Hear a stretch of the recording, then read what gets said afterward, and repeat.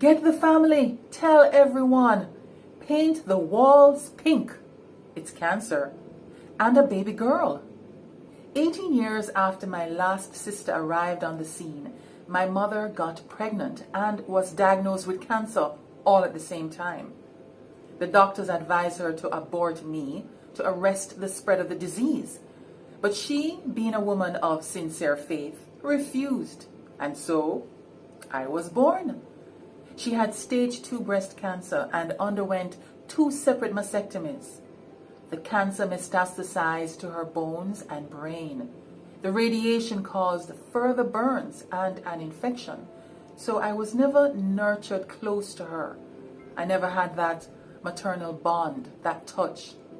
But how she adored and lavished me with all the attention she could muster in between the seizures and the suffering.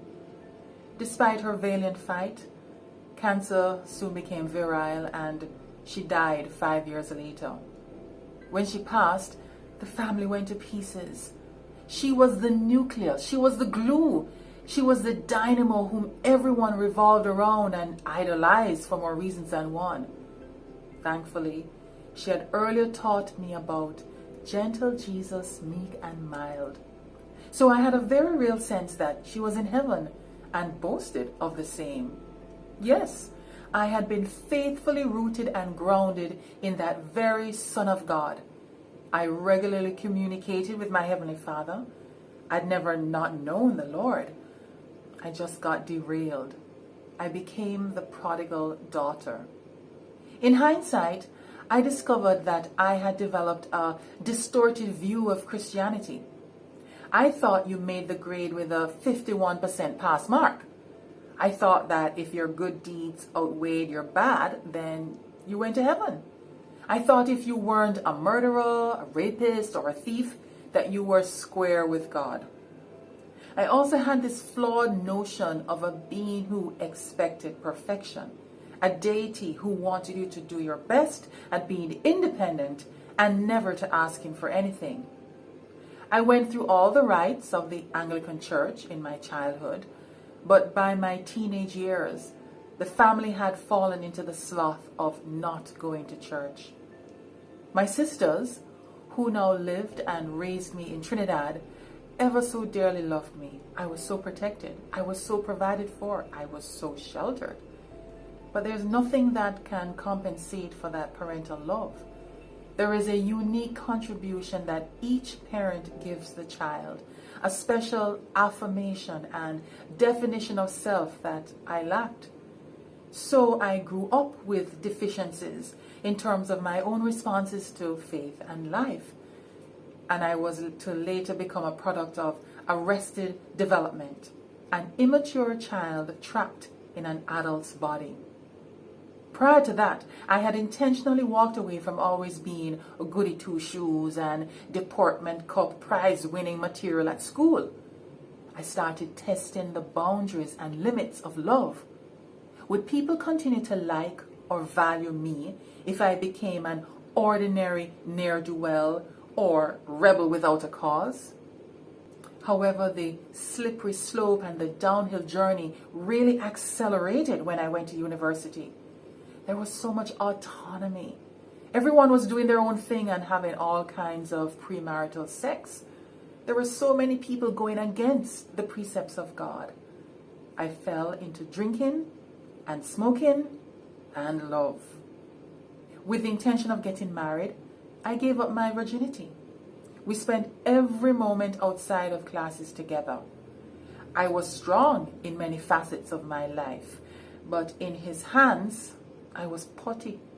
I'd given my all to this man, my heart, my mind, my soul. 4 years later, our happy flat became a den of heartbreak. Suddenly, my dreams of a happy ever after life were shattered. Within the first month of finishing his postgraduate internship and returning to his homeland, he cheated on me. I was devastated. The love of my life was to become the shooting star among a parade of actors who fell short on my life stage. For I had no male role models. I didn't grow up with my dearly beloved father, who remained domiciled miles away in a distant Jamaica. My sister's husband was also a cheater and a liar, causing their 10-year marriage to end in a bitter divorce. His friends were no better, having made their own moves on me and others. Over time, I slowly but surely lost my respect and taste for men. Enter my then unknown to me gay teacher. She had invited me to her birthday party. I enjoyed the environment. There were all these women who looked masculine but were soft to the touch. I found their trendy and artistic persona attractive. They exuded an outward confidence and fashionable air of independence. On the exterior, I found them personally appealing and intellectually stimulating. The emotional intimacy was also much more intriguing than any physical sex, which I disliked anyway. So I let down my guard. I attended gay parties. I had innocent fun dancing with women. Little did I know that I had been targeted. I was vulnerable. I was being seduced. I was being groomed. The devil had my ear. He whispered and then shouted lies, which I entertained. He said that I should have been a boy to parents who would have preferred a son to their fourth girl. I adopted these lies and started dressing to fit the part. Little by little, I started to veer into the lesbian way of thinking. I came to believe that I was only straight because of my own traditional upbringing and conditioning at home. I further reasoned that I had only ever really loved one man, not men. I recall the problems of maintaining crushes on boys, found to be both boring and boorish during adolescence, as added evidence. Within a year or two of the close contact and influence, I fell into the lifestyle. I was 25 years old. I never saw it coming. My first confirmed relationship lasted 10 years. We exchanged vows and rings. I bought her a house. I made decisions with her in mind. But the relationship started drifting and ultimately ended as we grew apart.